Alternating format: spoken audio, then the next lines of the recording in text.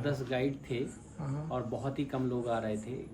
कभी कभी तो ऐसा होता था कि समर के टाइम पे 4-4 दिन गेट का ताला ही नहीं खुलता था, कोई गेस्ट ही नहीं आता था। ओ भाई अच्छा। सो गाइस मैं अभी अपने रूम में आ चुका हूँ।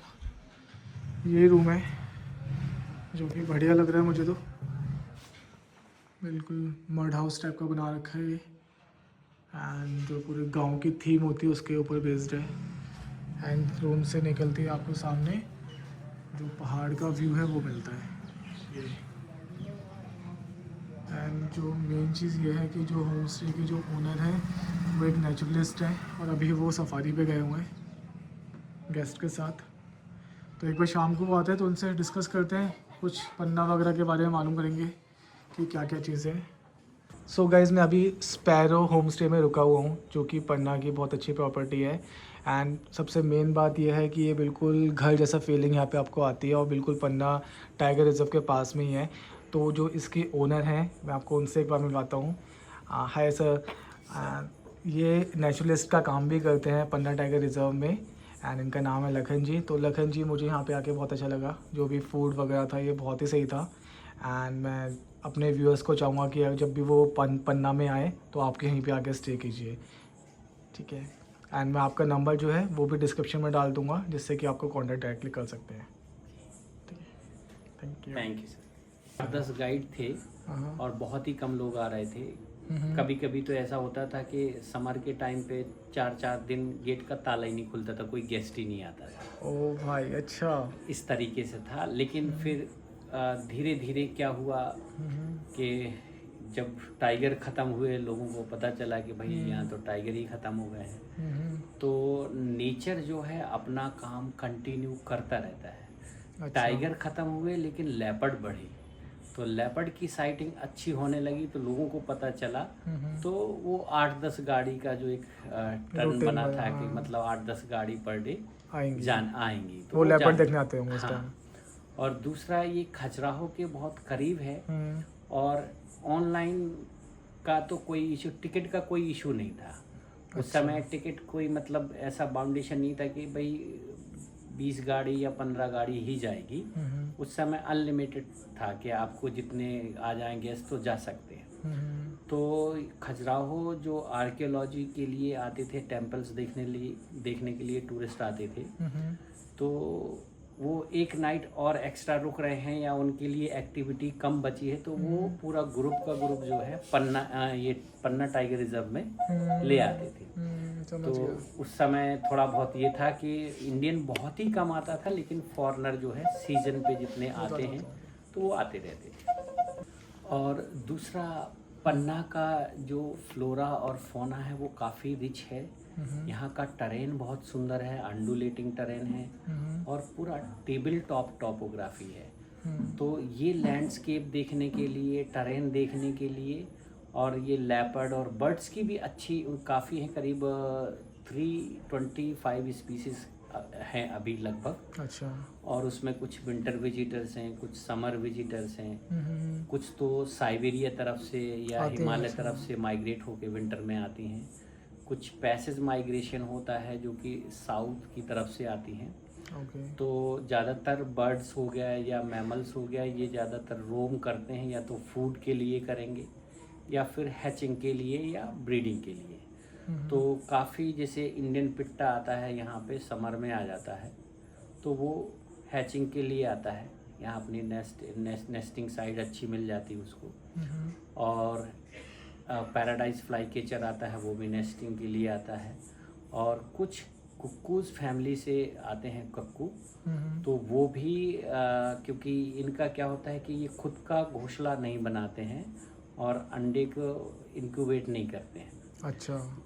तो ये दूसरे के घोंसले में अंडा देते हैं, तो एक अंडा देंगे तो उनके सिमिलर जो बर्ड्स रहती हैं या जो उनके सिमिलर अंडे दिखने वाले हों, उन बर्ड्स के घोंसले में ये अंडा दे देते हैं। अच्छा। हाँ, तो हैचिंग कौन कराता है, दूसरे बर्ड? दूसरे वो कंफ्यूज रहता है जिसने घोंसला बनाया है, उसने मान लीजिए एक दिन में तो सारे अंडे नहीं देते हैं। राइट। एक दिया आज, एक कल दिया, तो जिसमें 1 या 2 अंडे हैं, तीसरा ये दे देते हैं। और इनका इंक्यूबेशन पीरियड कम होता है इसके अंडे का। अच्छा। जो जिसने घोंसला बनाया उसका ज़्यादा होगा, लेकिन इसका कम होगा। ओके। तो सबसे पहले इसके अंडे से बच्चा आएगा बाहर, और ये सारी चीज़ें जो है, जो कक्कू है जिसको अंडे देना है उसके घोंसले में, वो आसपास रह के वॉच करता रहता है कब उसने अंडा दिया, फिर ये उस वॉच करती रहती है, फिर ये दे देगी। अच्छा। तो उसमें से जो चूजा निकलेगा, वो चिक का पहला काम होता है कि उसमें जो अंडे रखे हैं उनको बाहर फेंकना, और वो सीधा जैसे ही अंडे से बाहर निकलता है और अपना ऐसा बॉडी का जोर लगा के ऐसे ऊपर की तरफ करता है, तो वो सारे जो अंडे रखे हैं, 1-2 अंडे हैं, वो नीचे फेंक देगा। अब उस नेस्ट में केवल ये ही बचा है। तो जो दूसरे जो बर्ड जिसके में उसने अंडा दिया था, वो उनका वो केयर करते हैं, क्योंकि उनको लगता है यार हमारा एक ही बच्चा है, या अंडे कहीं मिस हो गए या कोई ले गया या कोई खा गया, तो वो उसको बढ़िया सा फीड करते रहेंगे। वो मतलब मेल फीमेल दोनों अच्छा। पूरा फीड करते रहते हैं। और ये उन जबकि बहुत वार्बलर के उसमें घोंसले में अंडा दिया तो वो इतने छोटे होते हैं बर्ड्स, लेकिन कुक्कू काफ़ी बड़ा होता है। तो वो इन बच्चे में ही, मतलब जब वो चिक है उस समय ही इनसे काफ़ी 2-3-4 गुना बड़ा दिखता है, फिर भी वो खिलाते रहते हैं, फीड करते रहते हैं, क्योंकि उनको ऐसा रहता है कि यार हो सकता है हमारा बच्चा कुछ अनकॉमन हुआ है, तो वो फीड करते रहेंगे। और फिर बाद में उनके जो खुद जो पेरेंट्स हैं वो लेके इनको वापस चले जाएंगे। ये तो मुझे चीज़ मालूम ही नहीं थी ऐसा भी होता है। ये आपके एक्सपीरियंस के चक्कर में मुझे मालूम चाहिए। हाँ, ये कुक्कू में होता है सर। अच्छा। कुक्कू फैमिली में, इसीलिए आप देखना कौवा के घोंसले के पास वो आएगी तो कौवा तुरंत देख के उसको भगाएगा, कोयल को। हाँ, वो देखा हुआ मैंने। हाँ, तो कोयल भी कुक्कू फैमिली से ही है। ओके। और जो जिसको अपन बोलते हैं, जैसे अपने इतिहास में देखें, जो पहले के बहुत सारे कवि रहे हैं या जिन्होंने कविताएं अच्छी लिखी हैं, तो वो चातक बर्ड बोलते हैं, हिंदी में उसका नाम है चातक। ओके।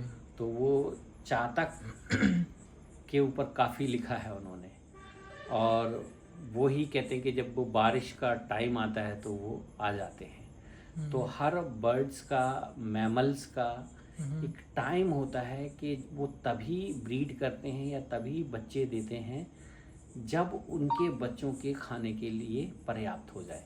यानी बारिश होगी तो जानवर इसलिए, मैमल्स इसलिए बच्चा देगा कि उसको छुपने के लिए जगह घास हो जाएगी, खाने के लिए पर्याप्त मिलेगा।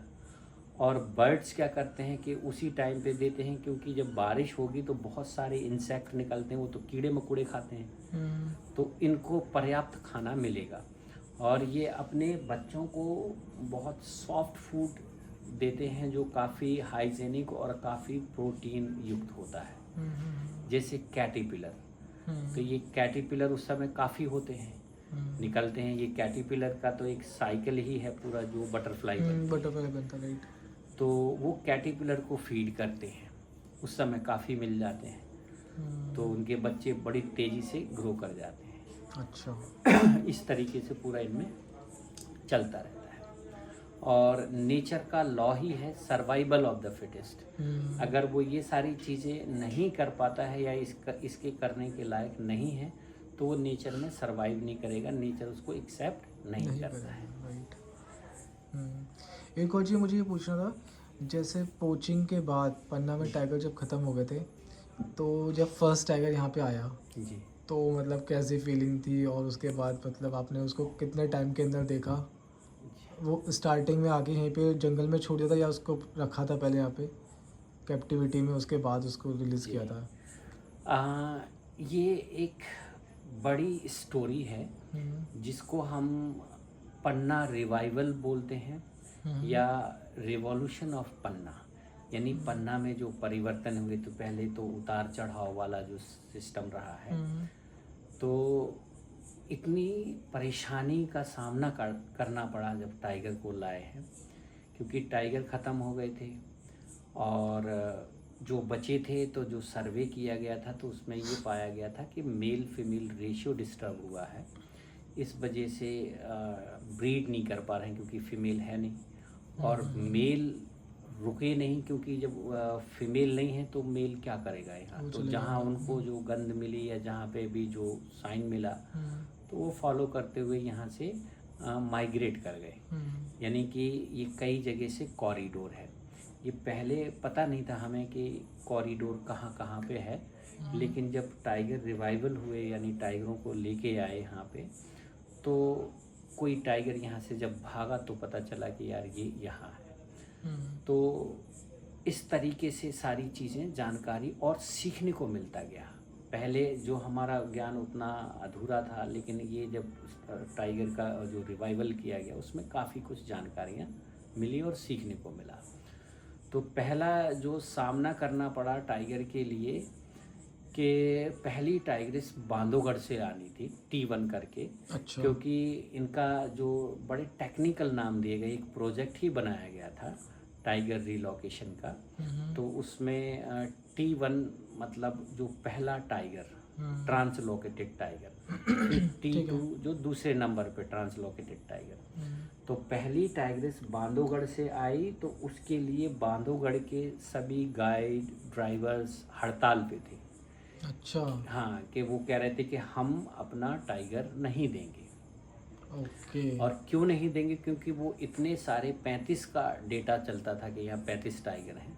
कहते वो अपने टाइगरों को नहीं बचा पाए तो हम अपनी टाइग्रेस दे करके इसकी बलि क्यों चढ़वाएं, क्योंकि ये वहाँ जाएगी और ये भी मारी जाएगी, पोचिंग वगैरह पोचिंग हो जाएगी या कुछ भी हो जाएगा। तो ये उनका मानना था। लेकिन गवर्नमेंट का प्रोजेक्ट था, गवर्नमेंट को करना था। तो पहले तो इसको हम जो है बाई लैंड ला रहे थे, बाई रोड ला रहे थे। तो वो जो ट्रक में जो इनक्लोज़र था वो सब लेके वहाँ रखे, तो वहाँ पे धरने पे बैठे हुए थे सब गेट पे। तो जो IFS ऑफिसर रहे, मास्टर माइंड होते हैं, उन्होंने कहा चलो ये बैठे हैं तो by lift, air lift, helicopter से उसको लेके आ गए। इनको पता ही नहीं चला कि हमारा टाइगर वहाँ पहुँच गया है। अच्छा। और जब यहाँ टाइगर लेके आए तो पहले से यहाँ पे व्यवस्थाएं कर रखी थी कि भाई जब हम टाइगर को ट्रंकुलाइज करते हैं तो ट्रंकुलाइज करने के टाइम पे हमारे पास एक जो गन होती है और हम उसको एक इंजेक्शन देते हैं एनेस्थीसिया। तो वो कितनी मात्रा में देना है, कितना देना है, वो सब जो वेटरनरियन है, डॉक्टर हैं, उनको पता रहता है कि एक वज़न के हिसाब से देते हैं कि टाइगर को कितना वज़न है और कितना अपन इसको डोज दे सकते हैं। तो उसके बाद उसको इनक्लोज़र में डाल के लेके आते हैं। तो पहले यहाँ पे इन्होंने एक बाड़ा बनाया है, जो बड़गड़ी एक जगह है। ठीक है। पहले बड़गड़ी एक जगह है पार्क में ही, वो पहले टूरिज्म जोन था और वहीं पे हम लोग देखने भी जाते थे और अलाउ था टूरिस्ट को। लेकिन जब से ये अकोला गेट खुला है तो उसको बंद कर दिया गया, क्योंकि NTCA का जो नेशनल टाइगर कंजर्वेशन अथॉरिटी है, इन्होंने मतलब ये फिक्स किया है कि कोर एरिया का 20% खाली सफारी के लिए अवेलेबल होगा। हाँ, 20% एरिया ही टूरिज्म के लिए खोला जाएगा। उसको रिलीज़ किया और ताकि उसका जो एनेस्थीसिया दिया है उसका असर कम हो जाए और वो बढ़िया वो हो जाए। मतलब स्टार्ट में खाना वाना दिया होगा कि नहीं, अडेप्टिव। हाँ, खाना वाना उसके अंदर नहीं दिया, लेकिन उस पे ये था कि भाई वो तो वाइल्ड ही पकड़ के लेके आ रहे हैं। तो उन्होंने जब पकड़ा तो हो सकता है उस समय खाना वाना खाया हो उसको। और टाइगर को पर डे फूड की ज़रूरत नहीं है। अगर वो 7-8 दिन 10 दिन बिना खाए तो कोई प्रॉब्लम नहीं है। अच्छा। हाँ, बिना खाए रह सकता है। और उसको पर डे चाहिए नहीं। अगर उसने एक बार फुल डाइट ले ली तो 4-6 दिन तो उसको डाइजेस्ट करने में लगता है। अच्छा। हाँ, वो पर डे शिकार नहीं करता है, क्योंकि ये एक प्रकृति का नियम है। अगर मान लीजिए वो पर डे शिकार करेगा तो प्रे बेस बहुत तेज़ी से घट जाएगा, यानी कि उसके खाने पीने की चीज़ें बहुत तेज़ी से घटेंगी। तो वो ऐसा है कि उस इतना मतलब उसने अगर फुल डाइट ले ली तो उसको 4-6 दिन 10 दिन कोई ज़रूरत ही नहीं है। तो ऐसा था वहाँ पे। और फिर उसके बाद वो जब उसको रिलीज़ करते थे तो एक रेडियो कॉलर वगैरह जब वो ट्रंकुलाइज करते थे उसी टाइम पे उसका मेजरमेंट करते थे, वेट करते थे, कैनाइन चेक करते थे, उसके क्लॉज चेक करते थे। और फिर वो मेजरमेंट में नोज़ टू टेल और पूरा बॉडी का ऐसा सब करते थे। और उसके बाद वो एक रेडियो कॉलर पहना के फिर रिलीज़ के इंजेक्शन दे के फिर उसको डालते थे। तो जब यहाँ रिलीज़ किया गया बाद में 2-4-6 दिन बाड़े में रखा, फिर उसके बाद रिलीज़ किया तो किस तरीके से बढ़िया सा स्टेबलिश हो गई। उसको इनके पास एक ट्रैकिंग डिवाइस थी जिससे उनको पता चलता रहता था, कहाँ पे सिग्नल मिलता कहाँ पे वो है पहले क्या। एंटीना लेके घूमते थे ना। हाँ, बहुत सारी एंटीना वीडियो लेके। डिस्कवरी वगैरह चैनल पे दिखाते थे वो जी सब कुछ जी वही जी, ना। तो वही समझ एंटीना गया। लेके इनको पता चलता रहता था। तो ये T1 सरवाइव कर गई, फिर T2 लेके आए कान्हा से, कान्हा से, अच्छा। तो वो भी सरवाइव कर गई। फिर इसके बाद इन्होंने प्रोजेक्ट में कई सारी चीज़ें थी कि भाई अब हमें इनका ये मानना था कि यहाँ मेल फीमेल रेशियो डिस्टर्ब हुआ तो मेल होंगे तो ये फीमेल सेटल हो जाएंगे। फिर बाद में पता चला कि भाई मेल भी नहीं है, तो प्रोजेक्ट में तो था ही मेल लाना, तो पेंच से फिर एक T3 करके एक मेल लेके आए थे। अच्छा, ठीक है। अब उसको यहाँ रिलीज़ किया गया लेकिन वो जो है उसको कुछ मिला नहीं, समझ में नहीं आया। और 2-4-6 दिन के बाद वो सीधा भागने लगा। अच्छा। तो सीधा निकलता चला गया और करीब यहाँ से काफ़ी दूर 300-400 किलोमीटर निकल गया और वो पेंच के करीब ही पहुँच गया था। अच्छा, वापस। हाँ, वापस। तो उसको लाने में करीब 1 महीने मशक्क़त करनी पड़ी और बड़े ठंडे का टाइम था। लेकिन जो हमारे पार्क के जो ऑफिसर रहे हैं वो बहुत डेडिकेटेड थे और बहुत मेहनती, मतलब 20-22 घंटे काम करते थे पूरे 24 घंटे में। तो उस टाइगर के लिए कि वापस आ जाए, टाइगर के लिए और अदर चीज़ों के पोचिंग लिए। वगैरह। हाँ, वो सब चीज़ों को, पोचिंग को रोकना। और जो ये टाइगर आए हैं इनको अच्छे तरीके से वो सरवाइव करें और जब तक इनकी ब्रीड मतलब बच्चों के बच्चे ना आ जाएं तब तक वो सक्सेस नहीं था। तो इस तरीके से वो टाइगर जब यहाँ से भाग गया तो उसके पीछे पूरी टीम थी इनकी, करीब पूरे हाथी लेकर के चल रहे थे ढूंढने के लिए कि जहाँ मिलेगा वहाँ ट्रैंकुलाइज करेंगे या हाथियों से ट्रैक करेंगे। और एंटीना लेके घूम रहे थे और गांव वालों की मदद ली कि भाई किसी को कुछ मिला, फिर पोस्टर लिख के चिपकाए कि भाई जो इसकी जानकारी देगा उसको हम इनाम देंगे। अच्छा, या इतना गांव कुछ के, करना पड़ा। हाँ, और या फिर गांव के लोगों को भैया मजदूरी हम दे रहे हैं, आप हमारे साथ जुड़वाओ। तो ऐसी सारी चीज़ें करते रहे। किसी ने जानकारी दी कि साहब वहाँ पंजे देखे हैं हमने, तो वहाँ जाके वो पंजे मैच करे, देखे कि वही टाइगर है या नहीं। या किसी ने बताया साहब वहाँ पे शिकार किया है, वहाँ जाके देखा तो इनके पास एंटीना था, तो अगर वहाँ सिग्नल मिल रहे हैं तो इनको समझ में आ जाता था। लेकिन ऐसे ही काफ़ी परेशानी होने के बाद फिर एक जगह पे इनको मिला सिग्नल, तो वहाँ पता चला कि वो गन्ने के खेत में टाइगर है। अच्छा। और अब दिन हो गया था, तो दिन को गन्ने के खेत से निकलना उसको मुश्किल था। टाइगर तो रात में ज़्यादा निकलेगा, चलेगा, गांव क्रॉस करना है। तो उन्होंने सोचा कि यार इसको अभी दिन को ही ट्रैंकुलाइज करके ले जाना करना पड़ेगा, अदरवाइज हम रात का इंतज़ार करेंगे तो ये कब निकल जाएगा हमें पता नहीं चलेगा। तो कहते हैं वहाँ करीब बहुत सारा 500 मीटर कपड़ा या पता नहीं कितना बहुत सारा कपड़ा मंगवाया गया और उस पूरे गन्ने के खेत को कवर कर दिया ताकि टाइगर उधर भागे तो सफ़ेद कपड़ा लगा है तो थोड़ा डरेगा। अच्छा। तो ऐसे चारों तरफ पूरा वो कपड़ा लगा दिया था कई मीटर। इतना कपड़ा अरेंज करना भी बड़ी बात है, लेकिन डिपार्टमेंट है तो सब उन्होंने, हाँ, जो, हाँ, जहाँ चाह वहाँ राह निकल आती है। सही बात है। तो फिर उन्होंने इस तरीके से उसको कवर करके फिर ट्रैंकुलाइज किया। जिसका गन्ने का खेत था वहाँ हाथी जाएंगे तो भाई वो उसका फसल नुकसान होगी तो उस फसल का मुआवजा पहले ही दे दिया, भैया आपका कितना फसल का होगा आप हमसे ले लो। और फिर उसको ट्रैंकुलाइज करके फिर लेके आए और फिर से ये अपना जो बड़गड़ी वाला इंक्लोजर है वहाँ उसको रिलीज़ किया गया, रखा।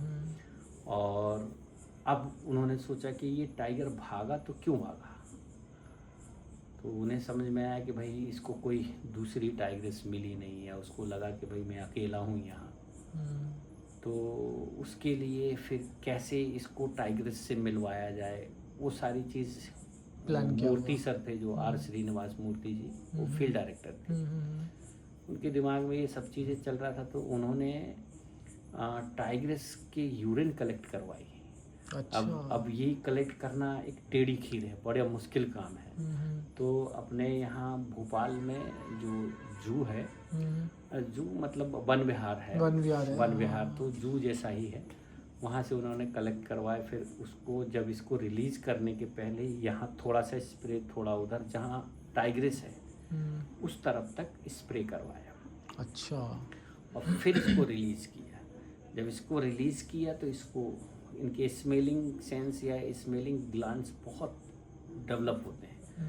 तो जैसे इसने स्मेल किया, इसको समझ दूसरे की प्रेजेंस मिली और फिर ये गया और बस उसी के साथ रहा। मैटिंग हुई, फिर बच्चे हुए, चलता रहा। फिर इन्होंने देखा कि यार अब हमारा ये तो सक्सेस हो रहा है, तो हम कुछ और करते हैं। तो कुछ 2 फीमेल थी, 2 टाइग्रेस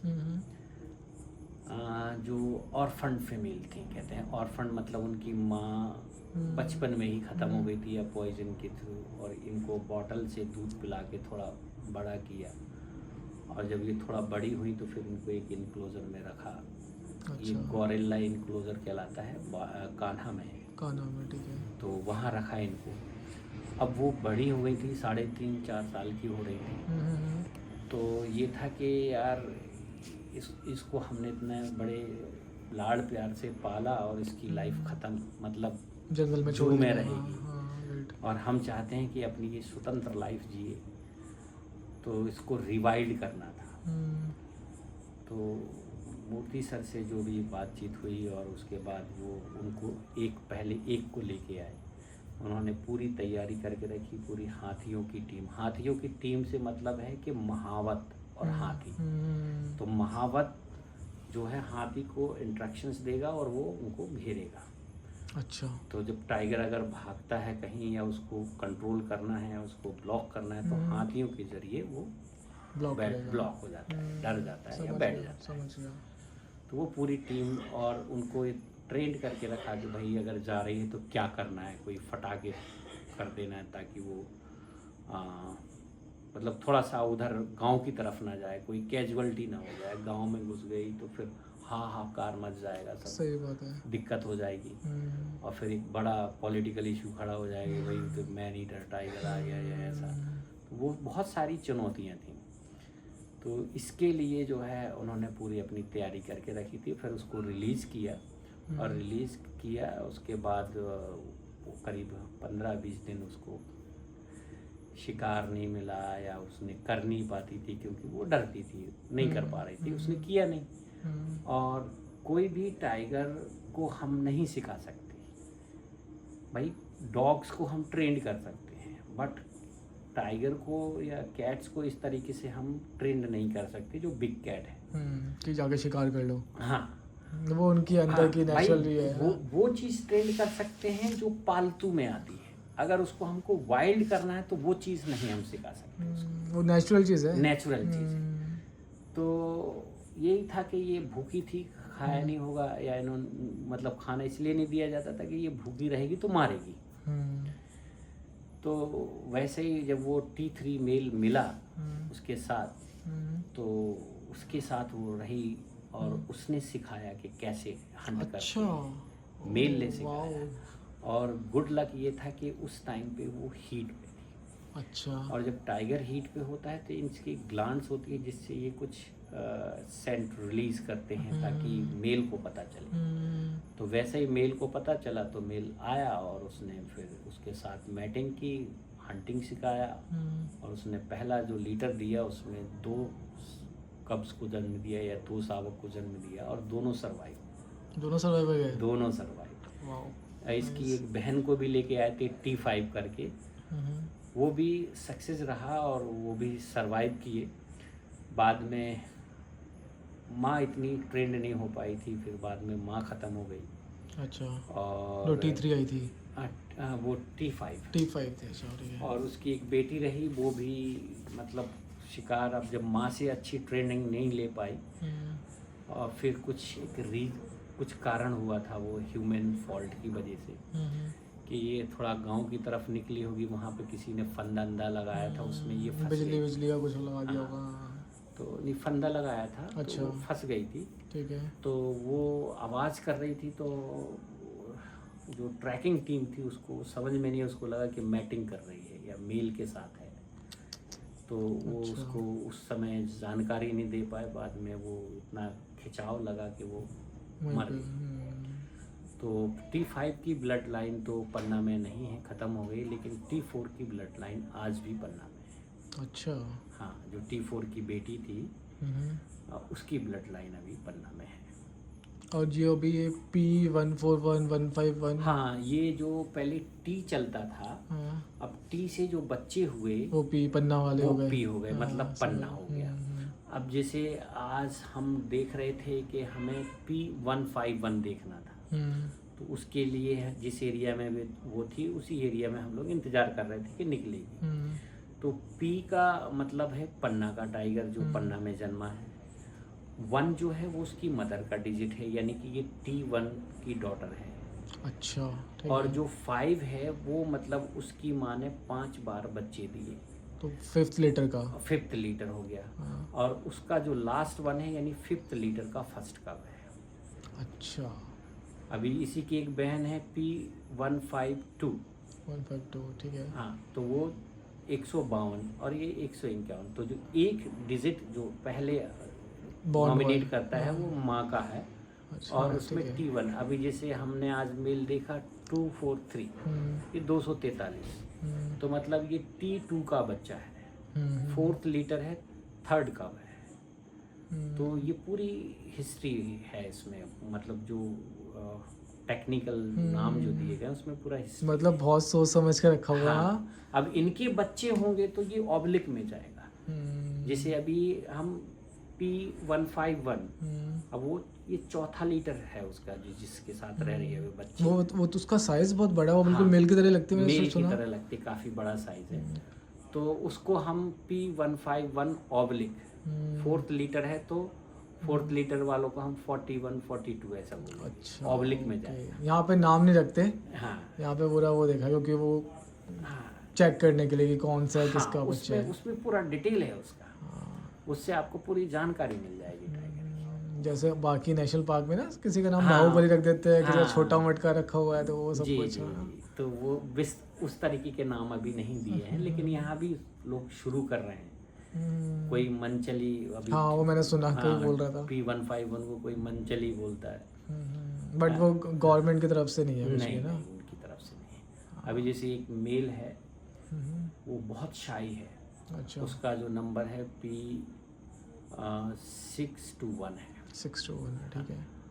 तो वो मेल बहुत ही शाही है, दिखता है आपको, मतलब पूरे सीजन में 2-4 साइटिंग देता है, और वो भी ऐसी ग्लिम्स वाली साइटिंग, भाग जाएगा देख के। भाग जाएगा। तो जब भी हम देखते हैं उसको ढूंढते हैं तो पैरों के निशान मिलते हैं। अच्छा। तो लोग बोलते हैं यार पैर के निशान बस मिल रहे हैं, और ये तो समझ में आ जाता है कि मेल का है। तो कई यही इस एरिया का डोमिनेंट मेल है या रूलिंग मेल है, तो दिखता नहीं है तो मिस्टर इंडिया, यानी कि यही गायब हो जाता है। Mister India. हाँ, तो कुछ लोग मिस्टर इंडिया बोलते हैं, और कुछ कभी दिखा तो वो बड़ा जिज्ञासु टाइप का ऐसा ऐसा दिखता है, तो बड़ा भोला चेहरा जैसा दिखता है, तो कोई कहता है भोलू राम। तो इस तरीके के वो नाम, लेकिन वो सब ऐसे ही हैं, वैसे नाम नहीं दिए हैं। समझ गया। तो एक और चीज़ मैं जैसे आपसे पूछूंगा, आप यहाँ पे 25 ईयर से नेचुरलिस्ट का काम कर रहे हैं, जी। सबसे बेस्ट मोमेंट आपका अभी तक का क्या होगा? कौन सी साइटिंग थी सबसे अच्छी, क्या मतलब जो आपको लगेगा? मैं आपको बताऊं, ये 25 सालों में मैंने नेचर से बहुत कुछ सीखा है, और नेचर से ये जाना है कि हम जो होमो सेपियंस हैं, नेचर से क्यों इतने दूर चले गए कि हम अपनी मनमानी करने लगे, और हमारी मनमानी के कारण आज नतीजा हम भुगत रहे हैं कि हम कैसे हो गए। भाई पेरेंट्स को परेशान करना और पेरेंट्स से अलग हो जाना, बाद में जब हमें अकल आती है, समझ आता है कि यार हमने बहुत बड़ा, पहले तो हम लड़कपन रहता है, यानी कि एक कहते हैं ना नया खून है, वो चीज़ रहती है। और जब हम अलग होके फिर जब हम उस स्टेज पे पहुंचते हैं या उस एज पे या वो अनुभव हमें आता है, तब लगता है हमने कितनी बड़ी भूल की। तो ये मदर नेचर है, इसमें बहुत सारे ऐसे मोमेंट आए हैं जिसमें हमें सीखने को मिला जानवरों से ही, कि एक तो वही के सर्वाइवल ऑफ द फिटेस्ट, कि नेचर में जो वही सर्वाइव करता है, यही चीज़ हमारे मानव में भी है। आज भाई जिसके पास पैसा है, जिसके पास पैसा है उसकी सरकार है, उसके पास पावर, सब चीज़ें हैं, वो जो चाहे कर सकता है। और जिसके पास पैसा नहीं है तो मतलब वो सरवाइव के लायक नहीं है। तो ये बहुत सारी चीज़ें नेचर में देखी, और बाकी कई ऐसे इंसिडेंट हुए हैं कि टाइगर कभी कभी मॉक चार्ज करता है, तो वो भी करा देखा। आपके पास ऊपर? मेरे साथ तो ये T4 जो टाइग्रिस की मैं बात कर रहा था, ये बहुत सीधी और वैसे भी कैप्टिविटी में पली बड़ी थी। लेकिन जब टाइगर को गुस्सा आता है तो गुस्सा आता है। तो एक ग्रुप था फॉरेनर का, ठीक है। उनको ये था कि 2 सफारी किए वो, और उनको कुछ मिला नहीं टाइगर। फिर जो उसका स्क्वाड था या जो लीडर था, तो वो थोड़ा चिंतित हो रहा था कि यार अब कैसे होगा, मतलब ये मैं इनको कैसे बोल के लाऊंगा। अरे मैंने कहा आप चलो कल आ जाओ, आपको मिल जाएगा टाइगर, क्योंकि वो मुझे मालूम था कि टाइग्रिस वो नदी के उस पार से इस पार आ गई है। अच्छा। और इस पार आ गई तो वो साइटिंग देगी ज़रूर। तो वो सुबह वो ग्रुप को फिर से लेके आ गए। अच्छा। तो वो टाइगर, हम जब वहाँ पहुँचे तो वो बैठी थी बाजू में रोड के, और उसको रोड क्रॉस करना था, टाइग्रिस को। बाकी गाड़ियाँ काफ़ी लगी हुई थी। तो देख रहे थे लोग कि वो बैठी है। तभी मैंने उनको दिखाया कि देखो वो टाइगर बैठी है वहाँ पे। तो उन्होंने देखा और फिर उन्होंने बोला कि यार ये तो बहुत ही सुंदर होता है टाइगर, लेकिन मेरा एक ड्रीम शॉट है, मैंने कई बार ट्राई किया बट मुझे मिला नहीं। टाइगर या तो कभी वो ऐसा चार्ज करे और उसके कैनाइन, और वो मैं फ़ोटो खींचूं, और वो फ़ोटो मतलब एक आई लेवल शॉट हो जिसमें उसके मुंह के अंदर तक का दिखे। तो ये चीज़, ये उनका ड्रीम शॉट था। तो अचानक ये हुआ कि किसी ने गाड़ी निकालनी चाही, काफ़ी देर से खड़ा होगा। तो उसने वो गाड़ी निकालने की, अब हम जाएं कि रोड के बाजू में ही था टाइगर, झाड़ी में बैठा था। तो उसने ये गाड़ी निकाली तो वो टाइग्रिस को गुस्सा आया और टाइग्रिस ने मॉक चार्ज किया। तो पीछे मेरी गाड़ी थी तो वो उसी तरफ आई। अच्छा। मॉक चार्ज करने के लिए, जो हमसे आगे गाड़ी थी उस पर मॉक चार्ज किया, लेकिन आई हमारी तरफ ही, क्योंकि मेरी गाड़ी उसके पीछे ही थी। तो वो गेस्ट ने ऐसा बैठ करके और पूरा वो शॉट लिया, अच्छा फोटो लिए, और उनको वो एक ड्रीम शॉट उनको मिल गया। तो उस समय मुझे सीखने में, मतलब सीख मुझे ये मिली कि यार बताओ, सामने से मौत आ रही है और बंदे को फोटो लेने की पड़ी है। तो ये लगा मुझे कि भाई लोग अपने पैशन के लिए क्या नहीं कर सकते। सही बात है। तो ऐसी कई चीज़ें होती रहती हैं। और नेचर में कई बार तो ये भी देखने को मिला हमें कि हम टाइगर से डरते हैं कि भाई सुना है स्टोरी में कि टाइगर ऐसा होता है वैसा होता है, मार देता है, खा जाता है। लेकिन जब आप देखो तो आपको लगता है कि ये कुछ नहीं करता है, इतना मतलब प्यारा जानवर है।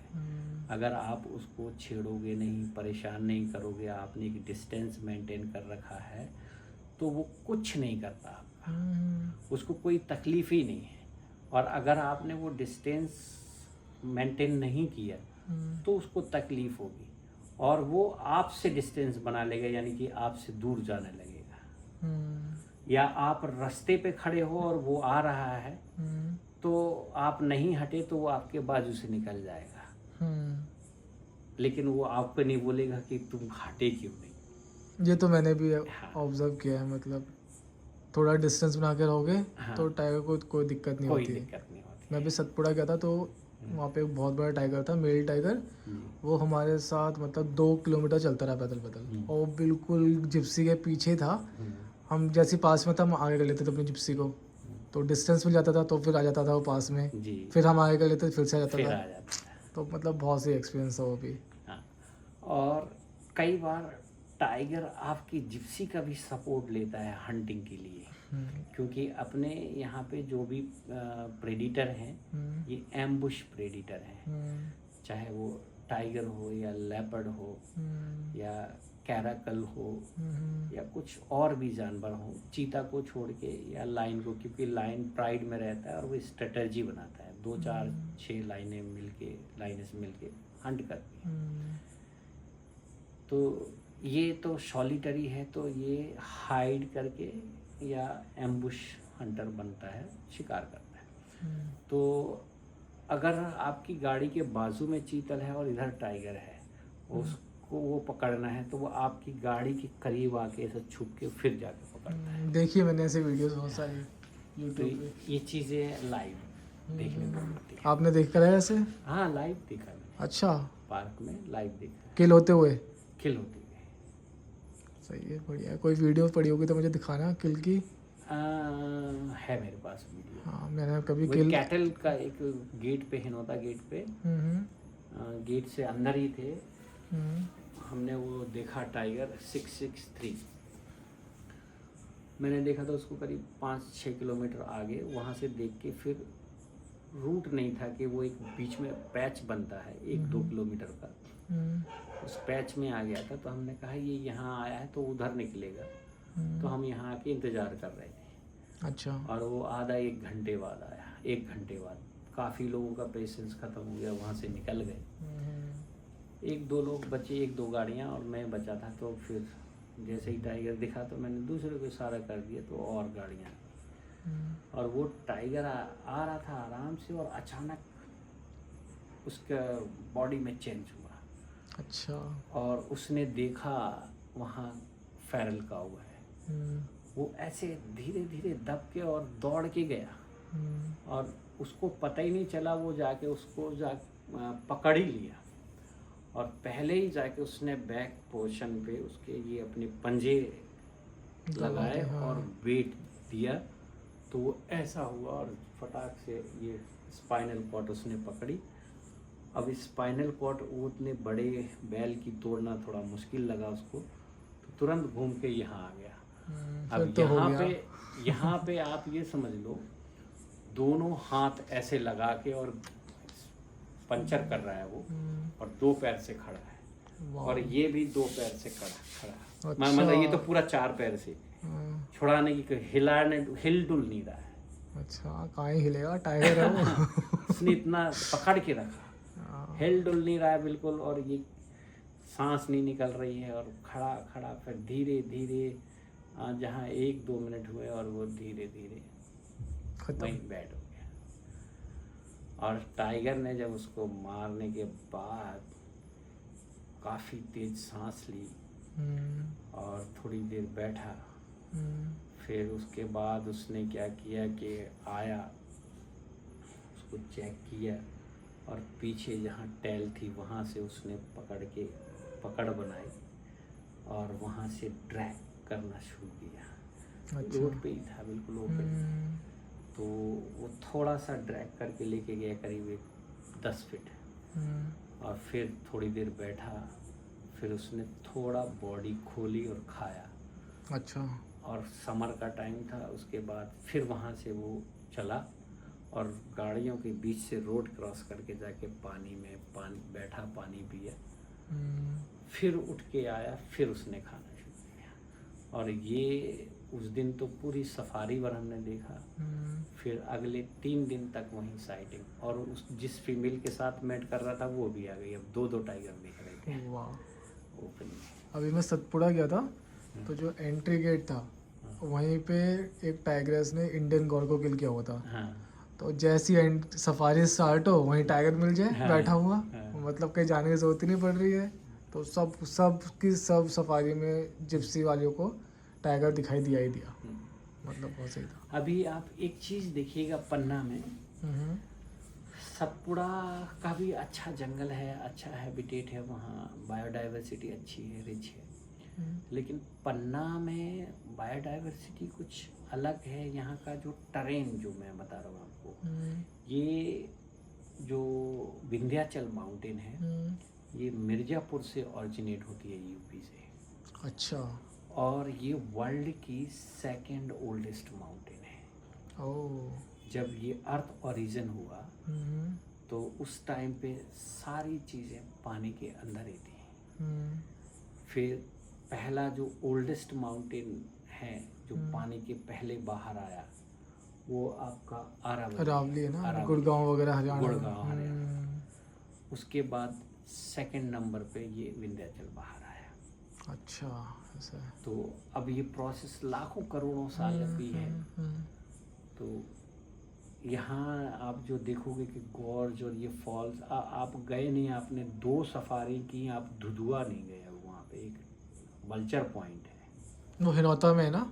हाँ हिनौता रेंज में ही आता है। लेकिन जहाँ आप गए थे ये पीपर टोला, वहाँ से थोड़ा ही था, 1-2 किलोमीटर पे। अच्छा, कल देखते हैं, कल लग जो सफारी है मडला वाली, हाँ अगर उसमें जा पाए तो चले जाऊँगा। हाँ, आप ना एक काम करना भाई, जो भी जाता है उस पे बोल दे भाई, वहाँ मैं अभी 2 सफारी में वहाँ नहीं पहुँचा हूँ तुम लोग, लेकिन ये मुझे वहाँ जाना है, ठीक है, वल्चर पॉइंट ठीक है। है ना, वो आप घूम के आना, बहुत अच्छी जगह है। और टाइगर भी वहाँ, वल्चर भी दिखते हैं, अच्छा, और ठीक है। सुंदर जगह है। फॉल बड़े प्यारे बने, अभी फॉल बन रहा है छोटा, लेकिन फॉल अच्छा, वो 68 मीटर्स डीप है। Oh wow. वहाँ इको भी है, अगर आप आवाज़ अलाउ नहीं है, लेकिन वहाँ इको भी होता है अपना। तो अच्छा। सुंदर जगह है वो। प्लेटो भी घूमिए आप। अभी तो आप टूरिज्म जोन का ही आप 10% एरिया है नहीं घूमे हैं। हाँ, अभी 2-3 सफारी में कहीं घूम पाते हैं कुछ भी। वो तो चलो फर्स्ट टाइम मैं पन्ना आया हूँ, अब नेक्स्ट टाइम फिर से आऊँगा। और मेरे लिए तो बहुत ही ईजी है, मतलब खाली सुबह 6 बजे की ट्रेन पकड़नी है, 2 बजे खजुराहो, शाम की सफारी, हाँ 3 बजे वाली सफारी भी कर सकता हूँ, उसमें कोई 3 दिक्कत बजे नहीं। आप सफारी कर सकते हो। तो बहुत सही है। ये आप आए हो उस दिन, लेट आई है ट्रेन, नहीं हाँ। तो 2 बजे उसका टाइम है वंदे भारत का, खजुराहो आ जाती है वो 1:45 1:50 अच्छा, बिफोर टाइम आती है, 15 से 20 मिनट बिफोर आती उस दिन तो उसने 2:15 पे उतारा है, है। हाँ, वो लेट हो गई होगी कुछ। लेट कुछ हो गया होगा, लाइन क्लियर नहीं मिली होगी, नहीं तो इतने टाइम मैं बता रहा हूँ आपको, 15-20 मिनट बिफोर आती है टाइम। टाइमिंग तो सही थी बिल्कुल वैसे उसकी। 6 बजे बैठो दिल्ली से, 2 बजे खजुराहो। मतलब पहले तो मुझे लगता था कि रात में बैठना पड़ता था, सुबह जाके पहुंचता होगा बंदा। हाँ। जो पहले वो चलती संपर्क क्रांति हाँ वगैरह, वो पूरा हाँ लेती ना, है सर, वो रात पूरा में लेती बैठो है, तो सुबह सुबह उतारेगी, उतारेगी। इतना ही लगता मेरे है। मामा मोहबा के जगह है ना, हाँ, वो वहीं पे रहते थे पहले। हाँ, महोबा ये यूपी में पड़ता हाँ, है, हाँ, हाँ। हमारे बॉर्डर में। हाँ, तो वहीं पे रहते थे। तो मैं जाता था बचपन में, तो इतना डर होता है रात में बैठोगे तो आप नेक्स्ट डे सुबह पहुंचोगे। हाँ, इतना ही रहता है। तो वही चीज़ है। चलिए ठीक है, आपसे बात करके बहुत अच्छा लगा, आपने पूरा अपना एक्सपीरियंस शेयर किया। एंड नेक्स्ट टाइम मैं आता हूँ तो फिर से मिलेंगे, यहीं पे स्टे करूँगा मैं, ठीक है? जी। हाँ जी। अपन और भी चर्चाएं करेंगे, अभी बहुत सारी चीज़ें हैं। ये तो अब थोड़ा सा सोने लेट का- भी हो गया, और हाँ, मेरे को मैं ना वैसे तो मैं 2-3-4 दिन रुकता हूँ जब कहीं पे भी जाता हूँ ना, बट क्या है ना कि परसों दिवाली है, हाँ, और मैं अपने घर वालों से ना बोल के आया कि मैं दिवाली से 1 दिन पहले पहुँच जाऊँगा, चाहे कुछ भी हो जाए। बिल्कुल बिल्कुल। तो इसलिए मेरे को जाना पड़ रहा है, अदरवाइज तो मैं 1-2 दिन और स्टे करता हूँ हाँ, यहाँ पे। अभी आपने इधर घूमा नहीं है, पांडव फॉल नहीं गए हैं? हाँ, मैं नेक्स्ट टाइम आता हूँ 1-2-3 महीने में जब भी आऊँगा। हाँ, पांडव फॉल और आपने रनी फॉल नहीं घूमा है? अभी तो मैंने कुछ देखा नहीं, तो खाली जंगल ही देखा है बस, जो भी है। हाँ, अच्छा, एक चीज़ मुझे ये पूछना था आपसे कि बेस्ट टाइमिंग क्या होता है यहाँ पे विजिट करने का? समर्स तो होते ही हैं, फरवरी से जून तक, है ना? आप आ जाओ फरवरी लास्ट वीक या आप फरवरी में आ जाओ। फरवरी में फेस्टिवल होता है खजुराहो में बहुत बड़ा। अच्छा। उसमें वर्ल्ड लेवल के जो हैं आर्टिस्ट आते हैं। किस चीज़ का फेस्टिवल होता है वो? डांस फेस्टिवल होता है। ओके, खजुराहो में क्लासिकल डांस होता है। क्लासिकल डांस होता है। उसमें होते हैं भरतनाट्यम, कथक और ये उड़ीसी और ये कुचिपुड़ी वगैरह, ये सारी चीज़ें होती हैं। ये फरवरी में होता है। फरवरी में होगा 20 से 27। 20 से 27, ठीक है। हाँ, शिवरात्रि के टाइम उसी टाइम आ जाऊँगा, कोई दिक्कत नहीं है।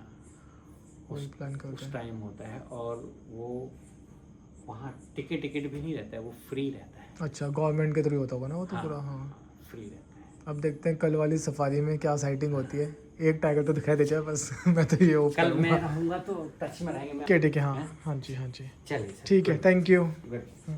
तो गाइज़, अगर आप यहाँ पे रुकते हैं, ठीक है, मतलब मेरे को तो सही लगा यहाँ पे रुकना, क्योंकि सस्ता है एंड मतलब खाना वगैरह बहुत सही है। और सबसे बेस्ट पार्ट ये है कि ये बिल्कुल पास में है पन्ना टाइगर रिजर्व के, तो आपको जाने में कोई दिक्कत नहीं होगी। एंड इसके अलावा जैसे लखन जी जो हैं वो 25 साल से यहाँ पे नेचुरलिस्ट का काम कर रहे हैं, तो उन्हें बहुत ही ज़्यादा एक्सपीरियंस है। तो आप यहाँ पे आके उनसे डिस्कस कर सकते हैं चीज़ों के बारे में, उनसे पूछ सकते हैं। तो ये आपको हेल्प करेगा, नॉलेज बढ़ाएगा एंड आप जो भी आपको क्वेश्चंस वगैरह हो आप उनसे डिस्कस कर सकते हैं। एंड आई होप आपको ये वीडियो पसंद आई होगी। एंड वीडियो को लाइक कीजिए, चैनल को सब्सक्राइब कीजिए एंड वीडियो को शेयर कीजिए अपने फ्रेंड्स एंड फैमिली के साथ। मिलते हैं अब जो नेक्स्ट सफारी है उसकी वीडियो में। बाय।